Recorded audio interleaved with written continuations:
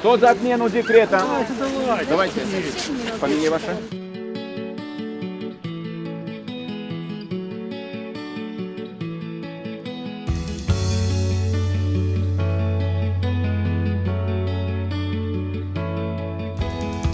Лодыри. Куда вы? Миллион Летяне. человек работали в Вы России. мне не говорите, я Я жизнь вам прожила, говорю. я знаю жизнь, тяжелую жизнь. А это не А не вы жизнь мне только толкуете.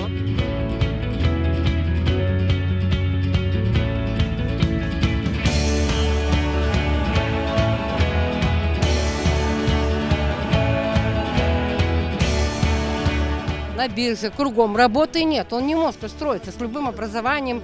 И дворником не возьмут, уже нету, понимаете? А налогоплати налога присылают. А он голодный, ему есть нечего, и матери может нечего есть. А ему оплати налог государство.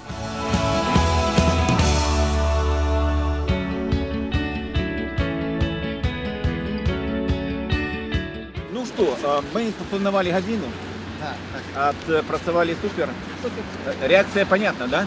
Зразумела одно, што калі б улада праводзіла вот такія ладзіла мерапрыемствы, магчыма, гэта б прывяло да выніку. Яны б проста прызналі вялікую памылку, што так нельга рабіць і сканцэнтраваліся на тым, каб ствараць працоўныя месцы, каб людзі рэальна маглі плаціць падаткі, а не спрабаваць з тых, хто страціў пра працу яшчэ нешта састрыгчы.